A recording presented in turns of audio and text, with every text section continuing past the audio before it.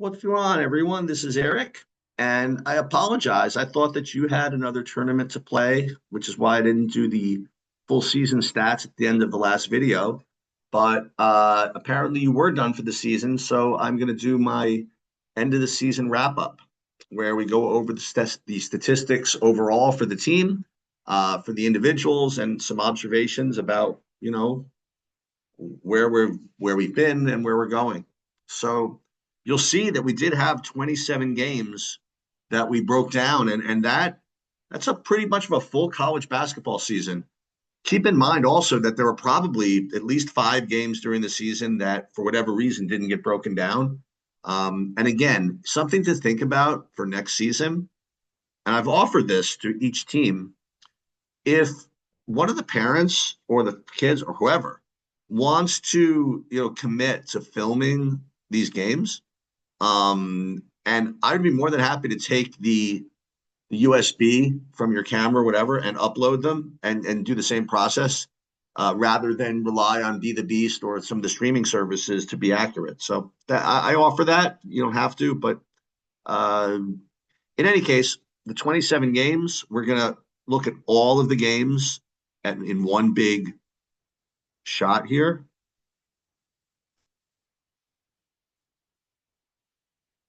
And you'll see the overall statistics. Now, we'll remind ourselves of what we were trying to do from a statistical perspective and see how well we did. And I think I'm pretty good. I suggested that if you guys were going to have a successful season, you'd be wanting to get an effective field goal percentage of 45%. And those were the types of numbers that you simply needed to compete for wins in the tournaments that Chris had you in. And you were very, very close.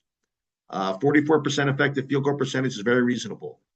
A 20% turnover rate, again, that was my goal, is to keep you under that. So you're right there. Offensive rebound percentage, we wanted 30% or higher, and we did very, very nicely. We did a very, very good job on the glass. Now, again, I didn't harp on this too much during the season, so I imagine it didn't filter down as much through the coaches, but the shot selection is very predictive of what the effective field goal percentage is going to be. So between now and next season, we really want you guys to work on. If it were me, I would have you take nothing but threes and layups and those types of finishes during all your training sessions, because those are the types of shots that at least for me, I'm gonna want you taking. So nonetheless, let's take a look at the shot chart. And again, when we compare this to the whole season, to next season, you're going to see the difference,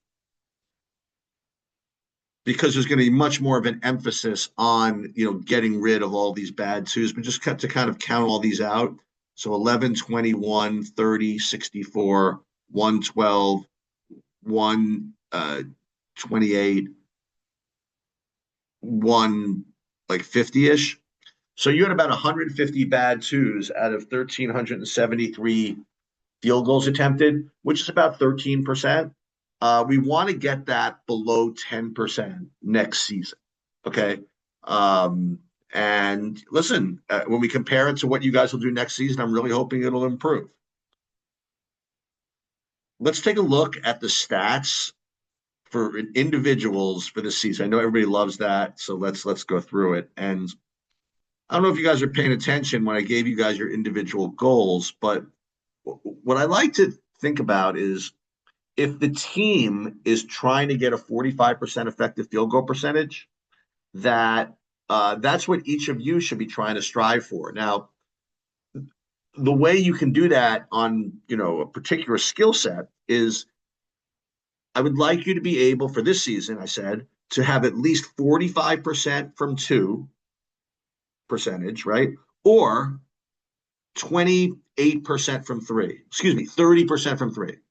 Because 30% from three is going to correspond to 45% effective field goal percentage, because they're worth 1.5. So if you could get 50% from two, 45% from two or 30% from three, then you're really doing nicely. And if you could do both of them, that's very, very good. So let's take a look. Let's see who is 45% from two. Finn, more than enough. Excellent job all season. O'Neal, 51% from two. I mean, listen, for a point guard, that's extraordinarily good. And all of you really, like Kyle, Kenyatta. Well, Kenyatta left, to go to the older team.